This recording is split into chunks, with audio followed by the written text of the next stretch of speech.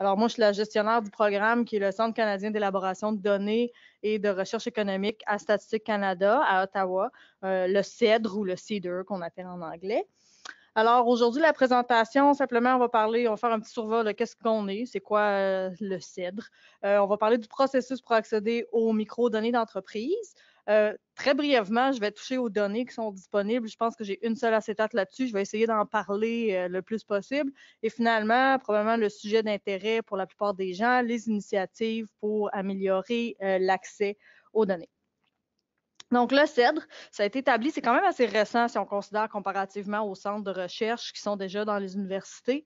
Ça a été établi en 2011 à Statistique Canada pour offrir un accès sécurisé aux microdonnées d'entreprise pour des projets analytiques approuvés. Donc, c'est quand même récent, puis c'est vraiment quelque chose qui est en évolution constante. On peut voir aussi avec le graphique que ça a beaucoup évolué. On a beaucoup de nouveaux projets à chaque année, de nouveaux chercheurs ou qu'on appelle employés réputés de Statistique Canada, que ça a vraiment augmenté à chaque année. Il y a vraiment une demande pour l'utilisation des microdonnées d'entreprise. Donc ça, c'est vraiment le nombre de gens qui viennent à Statistique Canada à chaque année pour utiliser les données. Donc, on a environ 30 institutions académiques canadiennes et étrangères, donc différentes universités qui ont bénéficié de notre accès. Et puis, 16 ou plus même, je dirais maintenant, des ministères fédéraux, encore provinciaux ou des organismes sans but lucratif. Qu'est-ce qu'on fait? Donc, on fournit aux analystes approuvés un accès sécurisé à des microdonnées pour des projets de recherche. On dit ici qu'ils s'inscrivent dans le mandat de Statistique Canada. Ça veut dire qu'on n'accepterait pas un projet de recherche, par exemple, qui nous proviendrait d'une entreprise qui veut étudier les profits de cette entreprise versus ses compétiteurs. Ça ne rentre pas dans le mandat de Statistique Canada. Généralement, la majorité des projets de type académique vont entrer dans le mandat de Statistique Canada. On sert de dépôt pour les microdonnées confidentielles sur les entreprises. On fait aussi beaucoup d'élaboration nous-mêmes de microdonnées d'entreprise, donc différents développements. Pas avec les enquêtes, on ne s'embarque pas dans tout ce que Louise a mentionné aujourd'hui, mais on fait beaucoup d'élaboration de microdonnées d'entreprise à l'aide de données administratives, des données de l'Agence des revenus du Canada, par exemple, et on bâtit des microdonnées d'entreprise à l'aide de ces sources-là. Et aussi, on offre des services de conseil en matière d'analyse, ainsi que des services de soutien aux utilisateurs. Donc, service conseil, on a des clients parfois qui ne peuvent pas se rendre à Statistique Canada. On peut faire des études pour des gens, évidemment à coût. On peut aussi fournir des tableaux agrégés sur les données pour lesquelles on est le propriétaire, si vous voulez. Donc, l'accès aux données. L'accès aux données, tel que mentionné ce matin, en ce moment, ça se fait à l'administration centrale de Statistique Canada à Ottawa. CEDR, ou le CEDR, opère selon une formule de recouvrement de coûts, donc tout se fait à coût recouvrable. C'est un programme qui n'a pas un financement annuel, donc le financement se fait par les projets, ce qui signifie que les chercheurs doivent couvrir le coût d'accès aux données. Et au CEDR, on a des chercheurs, comme j'ai dit précédemment, qui viennent un peu partout, différentes universités, la communauté académique. Les coûts. D'habitude, il y a des questions sur les coûts, combien ça coûte. C'est pas des petits coûts, ça varie beaucoup aussi d'un projet à l'autre. Ça va dans les milliers de dollars. Normalement, ça commence autour de 7 000 à 8 000 pour pouvoir accéder les données. Qu'est-ce que ça inclut? Ça inclut tout le processus administratif, ça inclut l'accès aux données, obtenir des comptes informatiques, vérifier la sécurité des gens, on pourra en parler plus tard. Ça inclut aussi un support, comme je disais précédemment, un support continu quand les gens sont présents au CEDR, questions sur les données, problèmes avec l'infrastructure ou quoi que ce soit, ainsi que la vérification des résultats à la fin du projet. Processus d'accréditation pour les chercheurs académiques. Donc aujourd'hui, je ne vais pas passer en revue. On a différents processus d'accréditation ou d'accès, si vous voulez, aux données. Il y en a un qui est spécifique pour les chercheurs qui proviennent du gouvernement fédéral, le ministère fédéraux.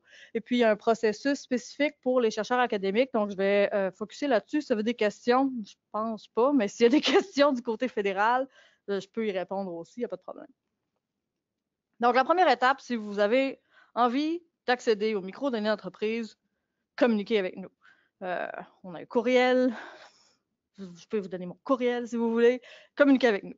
On a un site Internet aussi sur le site de Statistique Canada. Si vous tapez CDER, Statistique Canada dans Google, ça va apparaître tout de suite. Il y a des informations sur le site Internet, il y a aussi nos contacts pour communiquer avec nous. Et puis aussi, la prochaine étape, c'est de rédiger une proposition. Pourquoi mon premier point, c'est communiquer avec nous? C'est que c'est très dur de rédiger une proposition de recherche si on ne connaît pas les données qui sont disponibles. Nous pouvons fournir un service pour expliquer, donner de l'information sur les données de consultation. On peut parler avec vous, faire des appels téléphoniques pour décrire les données. Donc, si vous avez une question de recherche en tête, mais vous ne savez pas vraiment comment l'aborder ou quelle serait la source de données la meilleure pour l'utiliser, c'est là qu'on communique avec nous, on parle ensemble pour travailler à l'élaboration de la proposition de recherche. Qu'est-ce qu'on a besoin dans la proposition? C'est très standard. Je crois que c'est vraiment ce qu'on retrouve dans la plupart du temps dans ce qui est demandé dans les propositions de recherche. Donc, on veut justifier la recherche, on parle du contexte de la question de recherche et quelle est la contribution à la littérature déjà existante. Ensuite, on parle de la démarche analytique et des données. Donc, on a besoin, ça devrait être données détaillées, enfin, c'est en anglais, je m'excuse. Donc, on a besoin vraiment de données détaillées. Donc, de quelle année on a besoin, quelles sont les variables qui sont nécessaires. Et encore une fois, c'est là qu'il est important de communiquer avec nous pour obtenir les listes des variables et des différentes bases de données existantes. La méthodologie, comment est-ce que ça va être utilisé? On parle ici d'une méthodologie quand même détaillée. On veut savoir c'est quoi les modèles, comment ça va être modélisé. La justification pour utiliser les microdonnées. Évidemment, si vous avez un projet en tête qui peut être effectué à partir de données publiques sur CanSim, on ne va pas donner un accès aux microdonnées. Les résultats attendus. Qu'est-ce qu'on veut dire par résultat attendu? C'est vraiment qu'est-ce que vous prévoyez, on sait que vous ne le savez pas avant de faire votre recherche exactement, mais qu'est-ce que vous prévoyez sortir du centre de recherche une fois que vous avez terminé votre étude? Est-ce que c'est certaines régressions? Quel type de modèle de régression vous pensez utiliser? Quel type de données agrégées vous voulez produire? Donc, c'est ça qu'on a besoin de savoir. Alors, SAS, comme Louise l'a mentionné, nous aimons SAS, on adore SAS, c'est un outil extraordinaire. Donc, on peut utiliser SAS au CEDRE, mais on peut aussi utiliser Stata, qui est beaucoup utilisé, je pense, par les économistes. Donc, les deux sont disponibles et aussi, on veut la durée du projet. C'est vraiment souvent la durée du projet, on sait que c'est incertain, mais c'est plus pour nous pour une question de faisabilité. Si j'ai quelqu'un qui me soumet une proposition de recherche, qui me dit, ça va être dans les 3 prochains mois, ça va être terminé, il y a des chances que je dise, mais ça ne marchera pas, ça va nous prendre déjà ce temps-là pour développer les données, ce temps-là pour faire l'accès. Donc, la durée ou le délai, c'est vraiment un bon indicateur pour nous pour faire l'évaluation de faisabilité du projet. Les documents requis. Donc, on demande un CV de tous les chercheurs académiques pour nous prouver leur expérience et leurs compétences techniques à utiliser les données. Pourquoi? Parce qu'on veut que quand les gens arrivent au centre, ils soient autonomes. Donc, SAS, Stata, des microdonnées. Donc, on a besoin de gens qui peuvent montrer qu'ils sont capables d'arriver au centre, qui vont être capables de travailler d'eux-mêmes, qui n'auront pas besoin. Oui, on offre un support, mais c'est vraiment un support, pas en termes d'assistant de recherche. Notre support, c'est vraiment en termes de questions sur les données ou sur ce qu'il y a comme données à pouvoir être utilisées, quelles variables peut-être quand on connaît la qualité ou faire le pont avec des spécialistes sujet matière. Donc, il faut être autonome pour venir faire la recherche. On veut aussi une lettre du chercheur principal qui indique d'où provient le financement. Si vous êtes un chercheur académique et c'est compagnie XYZ qui paye votre recherche, il y a des chances que ça ne soit pas accepté pour empêcher tout possible conflit d'intérêts. Accepter les modalités, les exigences du contrat de recherche. Qu'on envoie aux chercheurs pour lire avant, pas de problème. Ne déclarer aucun conflit d'intérêt et produire un document de recherche. Donc, on ne veut pas que les gens soumettent une proposition, viennent jouer dans les données, disparaissent, qu'ils produisent jamais rien. Ça n'arrive pas d'habitude, mais il faut que les gens se commettent, si vous voulez, à produire un document de recherche après l'utilisation de données. Une lettre de reconnaissance de leur employeur. Une lettre d'approbation du conseil subventionnaire s'il y a lieu. Donc, si vous avez reçu une subvention pour ce projet-là, on veut voir la lettre, comme ça va être une bonne indication aussi de la validité du projet. Pour les étudiants de deuxième cycle, on demande aussi une lettre d'appui du superviseur ou d'un chercheur senior. Ça peut être en même temps, la lettre de reconnaissance, ça peut être ensemble. Là. On peut mettre des... pour pas, parce que je sais qu'il y a beaucoup de documents. Donc, on peut les combiner lorsque possible. Juste ici, quand je parle d'expérience et compétences techniques, je veux juste spécifier que c'est pas seulement, oui, c'est des données d'entreprise, mais on n'accepte pas seulement des projets qui proviennent d'économistes. On a des gens qui proviennent d'écoles de gestion, des gens qui proviennent d'écoles de génie, des gens qui font davantage de la sociologie et même l'économie géographique. On a d'ailleurs un programme là-dessus spécifique dans ma division. Donc, n'importe qui peut utiliser des données, qui a une question de recherche, que la faisabilité peut être établie, sont invités à venir utiliser nos données. La troisième étape, donc en premier, on avait établir une proposition de recherche, obtenir tous les documents requis. La troisième étape, c'est l'évaluation de la proposition. Donc, tout d'abord, on fait une évaluation par les pairs. Si le projet est financé par un conseil subventionnaire, vous avez une subvention de SSHRC, par exemple, on considère que le projet est évalué et que les chercheurs sont qualifiés. Et je m'excuse du typo, mon ordinateur ontarien enlève tous les accents quand j'écris. Donc, des fois, j'essaie de les remettre, mais ce n'est pas toujours excellent. Si le projet n'est pas financé ou subventionné, ce n'est pas un problème. Statistique Canada va demander à des évaluateurs externes, il devrait avoir des S, désolé, de faire l'évaluation. Ça coûte 200 $ pour faire l'évaluation externe. Les évaluateurs externes, c'est des professeurs d'université canadiens qui souvent ont eu de l'expérience avec les données par le passé ou qui sont des spécialistes dans le domaine pour lequel la personne soumet son projet de recherche. Et finalement, on fait une évaluation interne, donc un comité de Statistique Canada à la fin qui repasse en revue tous les documents et qui donne son final OK au projet. Étape 4.5, obtention de la code de sécurité. Pour tout employé, non seulement un chercheur, je pense que c'est la même chose dans les centres de recherche, pour les chercheurs de Statistique Canada, pour les employés de Statistique Canada comme moi-même, ça prend une code de sécurité au niveau de fiabilité. Donc, on s'occupe d'envoyer les papiers et de discuter avec les chercheurs pour obtenir l'obtention de la code de sécurité. Donc, ce n'est pas aux chercheurs à essayer de trouver comment faire, on va tous les amener, les diriger dans le processus. Et finalement, probablement la dernière étape, c'est devenir un employé réputé de Statistique Canada qui consiste principalement à prêter le serment de Statistique Canada qui, encore une fois, est fait non seulement par les employés réputés ou les chercheurs, si vous voulez, mais aussi par les employés permanents de Statistique Canada. Qu'est-ce que c'est le serment? Ça peut paraître un peu bizarre. C'est vraiment quelque chose qui nous dit qu'on va se conformer à ce qui est inclus dans la loi sur la statistique au Canada. Et ce qui inclut donc de protéger la confidentialité des répondants, que ce soit institutions, personnes ou qui que ce soit, qu'on ne va pas dévoiler des renseignements. Ça montre aussi quelles sont les pénalités s'il devait y avoir une violation à la loi. Finalement, on signe un contrat pour l'utilisation de microdonnées. Une chose que je devrais mentionner, c'est quand on signe un contrat pour l'accès aux microdonnées, le contrat est spécifique à la base de données qui a été demandée. Donc, l'accès se fait par projet, par base de données. Quelqu'un qui obtient, oui, c'est beaucoup d'étapes, mais quelqu'un qui obtient l'accès, par exemple, vous voulez obtenir l'enquête sur l'innovation dont on parle depuis ce matin, si vous avez une proposition de recherche pour utiliser cette enquête-là, vous allez obtenir l'accès qu'à cette enquête. Ça ne vous donne pas accès à toutes les données une fois arrivé à Statistique Canada. Les microdonnées. Pourquoi passer à travers tout ce beau processus? Parce qu'on a plein de données sous-utilisées, pas parce que c'est juste parce que le potentiel est tellement grand. Je pense qu'avant qu'on utilise tout le potentiel, ça va prendre beaucoup de temps. Donc, il y a 3 types de données. Pourquoi je le sépare en 3 types comme ça? C'est parce qu'il y a des coûts différents associés à chaque base de données. C'est simple.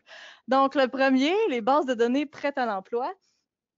Ça, c'est des bases de données qui sont déjà en utilisation, qui ont été utilisées depuis plusieurs années, qui sont très bien documentées. Et donc, c'est une simple extraction pour nous ou un simple... les bases de données sont déjà développées. Donc, il n'y a pas de travail additionnel à faire pour notre équipe pour préparer l'accès aux données. On a ici le LEAP ou le PAL en français. C'est un... PAL. En anglais, c'est le Longitudinal Employment Analysis Program. En français, c'est le programme d'analyse longitudinale de l'emploi. Ça suit les entreprises et ça contient l'information. C'est assez restreint comme fichier, ça contient de l'information sur toutes les entreprises. Enfin, assez restreint. En termes de variables, en termes de couverture, c'est pas du tout restreint. Ça contient toutes les entreprises incorporées au Canada qui ont des employés. Toutes les entreprises qui soumettent des T4 dans chaque année vont être dans ce fichier-là. Mais en termes de variables, c'est un peu plus restreint. On a les industries, l'emploi, les salaires totaux, par exemple. Ou encore une extraction simple de notre fichier NANF. Ça, c'est un fichier aussi au niveau de l'entreprise qui va de 2000 jusqu'à 2015, 16 bientôt, probablement cet été. Ce fichier-là est une combinaison de données administratives pour créer un fichier pour suivre les entreprises canadiennes à travers le temps. Ça inclut des données qui proviennent du registre des entreprises de Statistique Canada. Le registre nous permet d'avoir l'industrie des compagnies, de savoir si les compagnies sont possédées par des compagnies étrangères, donc une question de contrôle.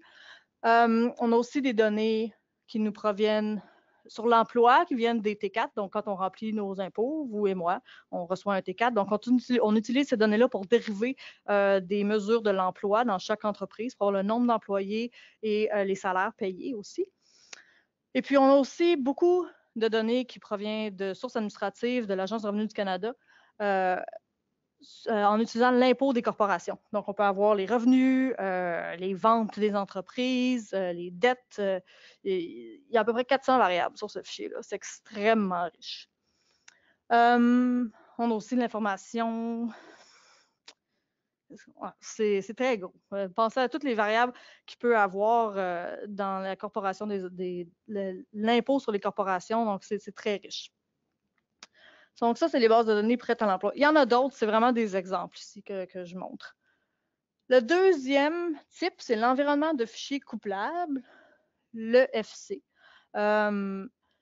L'EFC, c'est dans lequel on retrouve l'enquête sur l'innovation et la stratégie des entreprises. Donc, on a discuté ce matin.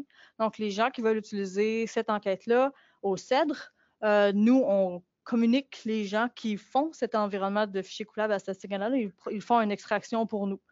C'est un 5 000 $ additionnel à chaque fois. C'est pour ça que c'est séparé. Ça provient d'une autre division. Ça, c'est le frais que l'autre division charge à ma division quand je demande une extraction. GIFI, ou en français l'IGRF, c'est ça le General Index of Financial Information. Donc, c'est ça vraiment je devrais vérifier mes termes en français plus souvent. C'est la balance des paiements des entreprises. Et income statement, quelqu'un? C'est les deux, balance of payment and income statement. Mais je ne sais pas c'est quoi en français. Enfin. Et on a aussi l'enquête sur le financement et la croissance des petites et moyennes entreprises. Il y a beaucoup, beaucoup, beaucoup plus de fichiers dans l'environnement de fichiers couplables. Cet environnement-là a sa propre page sur Statistique Canada qui montre la liste des fichiers qui sont disponibles, des différentes enquêtes qui sont disponibles. Qu'est-ce que c'est? Ça, c'est un environnement, on parle vraiment. Il y a beaucoup de bases de données qui peuvent toutes être liées ensemble à Statistique Canada. Par contre, on ne peut pas toutes les lier ensemble parce que ça fait du multi à multi, si on veut, puis ça créerait un ensemble de données pratiquement impraticable. Donc, ce qui a été fait, c'est qu'on prend toutes les sources avec le registre des entreprises de Statistique Canada, qui est vraiment la clé, si vous voulez, pour faire le lien. On va chercher avec toutes les différentes enquêtes, ainsi que des données administratives, et puis on a des clés qui peuvent rejoindre toutes ces données-là. Après ça, avec les dictionnaires de données, on peut aller chercher des extractions spécifiques pour faire de la recherche là-dessus. Donc, ça inclut ces enquêtes-là. Ça inclut aussi les fichiers qui ont été liés d'après l'initiative du Conseil du Trésor dont Pierre a parlé ce matin. Ces fichiers-là viennent tout juste, comme je l'ai mentionné ce matin, de nous être transmis. Donc, on a les dictionnaires de données. Ils peuvent maintenant être utilisés dans notre centre de recherche. Finalement, on a les données en développement. Ça inclut notre fichier SEED, qui est le fichier canadien sur la dynamique des employés, employeurs. Oui, c'est ça. Canadian Employee Dynamics Database. C'est un très gros fichier, je vais en parler après. Puis, ou l'ajout de variables à une base de données existante. Les données en développement, il n'y a pas un coût spécifique associé à l'utilisation ou à leur utilisation. Ça dépend vraiment du projet de recherche parce que ça peut être très simple, ajouter une variable à une base de données existante. Ça ne peut pas prendre 2 heures. En fait, une variable, il y a des chances que je ne cherche pas. Ça va me coûter plus cher de faire la facture que de faire la base de données. Mais si quelqu'un a une quinzaine de variables à aller rechercher, qu'il faut faire du travail, aller calendariser les variables, aller les mettre avec un autre, donc on va se charger pour le temps qui est utilisé à développer cette partie du travail. Donc, c'est vraiment ça. Mais ça varie vraiment. Ça peut être un 1 000 $ supplémentaire, comme ça peut être un 20 000 $ supplémentaire si la demande est extrêmement complexe. Dans quel cas est-ce que ça peut aller à des 20 ou des 30 000 $ supplémentaires? Ça, c'est vraiment des cas où souvent les gens vont vouloir amener des données externes. Donc, vous travaillez, vous avez obtenu des données sur un programme en particulier sur lequel vous voulez faire l'étude. Par exemple, il y a quelques années, on a eu un programme qui donnait des subventions pour l'éducation dans une certaine province. Les gens avaient l'information sur les entreprises qui avaient engagé, voulaient suivre les employés. Donc, pour amener les données à Statistique Canada, il y a un processus administratif, évidemment, mais il faut aussi faire le couplage de ces données-là. Et souvent, si c'est des données externes, ça prend beaucoup de temps à faire le couplage, vérifier la qualité, faire la validation, parce qu'on va faire des couplages en utilisant les noms d'entreprise, les adresses, les codes postaux, à moins qu'il y ait un numéro d'entreprise, mais ça peut prendre beaucoup de temps et donc, à ce moment-là, les coûts augmentent. Le seed. Ça, c'est vraiment une base de données très intéressante, de plus en plus populaire, si ce n'est pas la plus populaire en ce moment qu'on a dans notre centre de recherche. Pourquoi? Parce que c'est extrêmement complet. C'est une base de données qui inclut non seulement des données qu'on peut retrouver dans NARMF, par exemple, donc des données au niveau de l'entreprise sur l'ensemble des entreprises canadiennes. Encore une fois, c'est l'ensemble des entreprises ici. Il n'y a pas un échantillon. Donc, on a multiples variables. Toutes les variables qui sont disponibles dans NARMF vont être dans SEED. Mais en plus, on a toutes les informations sur les employés des entreprises. Donc, on peut suivre tous les employés des entreprises. Puis, à travers d'autres données administratives, on peut même savoir est-ce que c'est un homme, est-ce que c'est une femme. Donc, c'est très grand. On a aussi dans ce fichier-là des informations sur le statut d'immigrant des gens, le pays d'origine, l'éducation, quand ils ont immigré. Ça peut être très vaste, les études qui peuvent être faites à partir de ce fichier-là. Même récemment, cette année ou l'année dernière, avec le CID, on a développé une nouvelle mesure pour être capable de déterminer des caractéristiques des propriétaires d'entreprises. Donc, on peut déterminer si une entreprise est à majorité possédée par des femmes, à majorité possédée par des hommes, à majorité possédée, est-ce que c'est une entreprise qu'on pourrait être considérée comme possédée par des immigrants, l'âge aussi des propriétaires. Donc, ça peut vraiment amener à des études intéressantes. Est-ce qu'il y a des questions sur les données? Je pourrais en parler toute la semaine.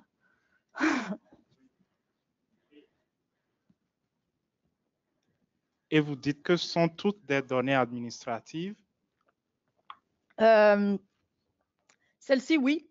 Pas ceux-là. Ceux-là, oui. OK. Donc, au centre, c'est des enquêtes, souvent. Ça va être des enquêtes qui font partie de l'environnement de fichiers couplables qui ont été liés au registre des entreprises. Les données en développement ou nos bases de données prêtes à l'emploi, ce sont des données administratives. Des bases de données qui ont été créées à partir de données administratives. Elles ont été travaillées, il y a une certaine valeur ajoutée qui a été mise, si vous voulez. Elles ont été éditées pour être propres à l'analyse. Ouais. OK, merci. Je me souviens plus là, sur le site.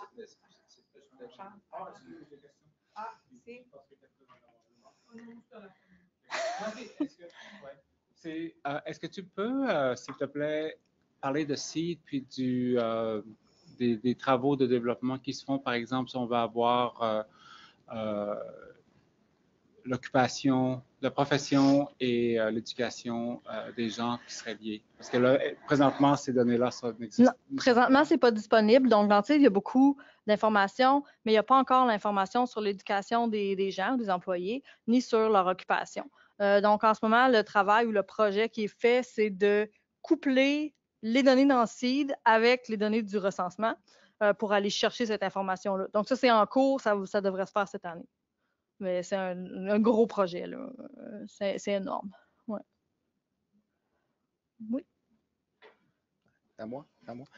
Non, c'est juste qu'au début de la présentation, j'ai vu que, puis là, je ne me souviens plus, sur le site, sur votre site web, il y a la liste des bases de données qui sont disponibles. Mm-hmm. Je ne me souviens plus. Est-ce qu'il y a un lien vers les Data Dictionary? Parce qu'à ce moment-là, les gens, comme la question que vous avez posée, ou je ne sais pas, là, parce que c'était derrière moi, là, je ne sais plus qui l'a posée, c'est toi.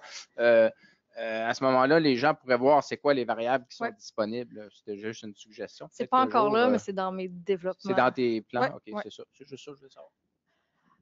Il y a beaucoup d'autres bases de données. Il y en a une qui a été utilisée beaucoup dans les dernières années, l'enquête annuelle sur la fabrication, sur les manufactures. Je ne l'ai pas mis ici parce que la dernière année pour laquelle on l'a en ce moment, c'est 2012. Donc, je sais que souvent, les gens veulent avoir le plus récent possible, mais c'est encore possible d'utiliser. C'est un fichier super détaillé sur tout ce qui touche la fabrication.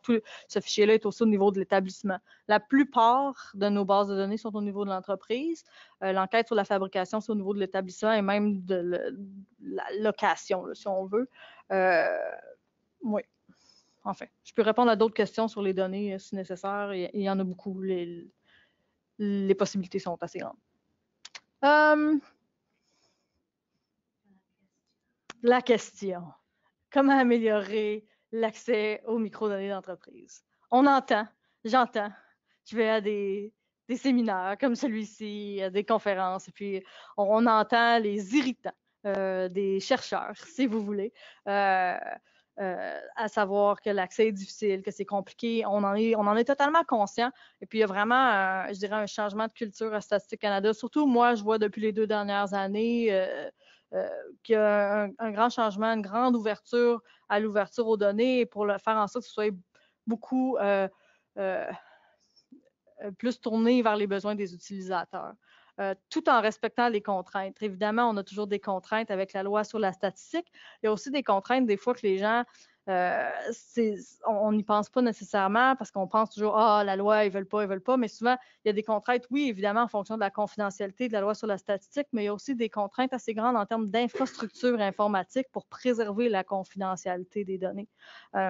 J'en parlais un peu ce midi, mais il y a une culture au Canada de confidentialité qui n'est peut-être pas nécessairement présente dans d'autres pays. Il y a des pays où les données administratives sur les entreprises sont disponibles en ligne, à n'importe qui peut aller les chercher, alors que ce n'est pas du tout une culture qu'on a ici au Canada. Si une entreprise apprenait que ces données sont disponibles à n'importe qui, que ses compétiteurs peuvent voir comment ils fonctionnent, cette personne-là ou cette entreprise-là ne serait peut-être pas inciter à répondre encore aux enquêtes de Statistique Canada dans le futur. Donc, c'est vraiment important pour Statistique Canada, oui, d'ouvrir les données, oui, de faire en sorte qu'ils soient accessibles, mais il faut conserver la confidentialité pour conserver la confiance des répondants, pour s'assurer qu'on puisse continuer à produire des statistiques de qualité dans le futur.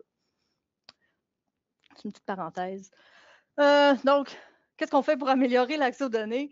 On développe présentement des données synthétiques. Donc, des données synthétiques qui seraient sophistiquées pour faciliter l'accès à l'extérieur du Bureau central de Statistique Canada. Pourquoi je dis sophistiqué? C'est parce que les gens qui viennent dans notre centre de recherche, en ce moment, ils utilisent déjà un système parallèle pour bâtir leur programme. Donc, c'est un système avec des dummy data, si vous voulez, mais qui ne sont pas assez sophistiqués pour vraiment bien protéger l'identité des répondants. Mais encore plus, c'est que c'est des données qui sont vraiment... Comment je dirais ça? Modifiées, mais pas d'une manière qui permet d'obtenir des résultats qui vont être sensés et utiles pour que quelqu'un prenne des décisions sur sa recherche, sur son projet. Donc, ce qu'on veut faire en ce moment pour protéger l'identité des répondants, mais ouvrir l'accès et faciliter l'accès aux données à l'extérieur de StatCan, c'est développer des bases de données synthétiques qui soient assez bonnes, assez fiables, assez proches, puis qui conservent vraiment les mêmes qualités que les données réelles pour que les gens puissent venir dans les centres de recherche, construire tout leur programme puis leur analyse avant d'envoyer les programmes à Statistique Canada pour obtenir les résultats réels. Donc, les 2 premiers qu'on a fait, c'est la base de données synthétiques d'entreprise longitudinale. C'est une base de données qui contient les données sur l'emploi, sur les salaires. Aussi, on a des revenus, des ventes. Il y a une trentaine de variables, je pense, au niveau de l'entreprise. Le deuxième fichier, ça, c'est vraiment une base de données synthétique, là, pratiquement complètement synthétique. Ça a été fait avec une méthodologie et en collaboration aussi avec les gens qui ont développé le même type de modèle qui est utilisé présentement aux États-Unis. Et l'autre, un fichier à divulgation limitée de l'enquête sur le financement et la croissance des petites et moyennes entreprises qui a été couplé aux données fiscales de l'ARC. Donc, on a les données de l'enquête, mais additionnellement, on a des données supplémentaires qui proviennent de l'impôt sur les corporations. Et donc, on a fait un fichier à divulgation limitée. Donc, le fichier a été modifié pour faire en sorte qu'on ne peut pas déterminer l'identité d'un répondant. Les projets pilotes qu'on a en ce moment, évidemment, ouvrir l'utilisation qui servent à ouvrir l'utilisation des microdonnées dans les centres de recherche. Donc, le premier, avec le T2 pâle, est en cours. On a eu une proposition qui a été lancée cet hiver et qui a été terminée à la fin avril, je crois. On a en ce moment les propositions qui vont être sous évaluation. Donc, ça va être vraiment le premier test. Une chose que je devrais dire, les pilotes sont gratuits. On en a un autre à venir. Il n'y a pas de frais pour participer au pilote. C'est vraiment une bonne manière, si vous êtes intéressé à utiliser ces données-là, de participer, d'aller dans les centres de recherche, de toucher aux données d'entreprise gratuitement. Donc, je le mentionne. Donc, le premier, malheureusement, c'est terminé, c'est fermé. On est en train d'évaluer les propositions. mais ça va être le premier pilote parce qu'on va vraiment pouvoir voir si la stratégie qu'on a utilisée pour essayer d'ouvrir les données est efficace. Évidemment, on veut travailler avec les chercheurs dans le cadre de ces pilotes-là. On veut savoir comment est-ce qu'ils trouvent que notre documentation est, comment est-ce que c'est de travailler dans les centres de recherche pour vraiment être capable de s'améliorer puis de pousser un peu dans le futur. Le deuxième est à venir, donc gardez l'œil ouvert. C'est dans les semaines, c'est très bientôt. Donc, ça va être le pilote sur le fichier sur l'enquête sur le financement et la croissance des petites et moyennes entreprises. Donc, très bientôt. Il est écrit, l'appel de proposition à mon bureau. Il n'en manque pas beaucoup pour que ça soit annoncé. Qu'est-ce qu'on retrouve dans cette enquête-là? Il y a vraiment beaucoup d'informations, évidemment, sur le financement des entreprises, les demandes de financement, différentes stratégies des partenaires. Il y a de l'information sur les propriétaires des entreprises. Donc, c'est assez intéressant aussi. Comment fonctionnent ces projets pilotes-là? Oui, il y a encore des restrictions pour protéger la confidentialité. On fait beaucoup d'efforts, mais c'est petit à petit. Donc, on va évidemment avoir des projets analytiques approuvés. Donc, les projets pilotes vont suivre quand même le processus d'application que j'ai mentionné au début. Il faut que la proposition soit évaluée, il faut qu'elle soit évaluée par des pairs. Il va falloir aussi passer à travers tout le processus d'application pour les chercheurs. Une fois que les chercheurs vont être acceptés pour le projet pilote, ils peuvent aller accéder aux données synthétiques dans les centres de recherche pour bâtir leur programme, bâtir leurs études. Puis je tiens à dire que les données synthétiques qui ont été créées particulièrement sur l'enquête sur le financement et la croissance des PME, il est très proche. En termes, quand on fait des régressions, on a fait des tests, on a fait de la validation en faisant des régressions ou encore des données statistiques agrégées à partir des données réelles et des données synthétiques ou modifiées, si vous voulez, et c'est très proche. Donc, quelqu'un peut réellement bâtir une étude en utilisant ce fichier modifié-là dans les centres de recherche.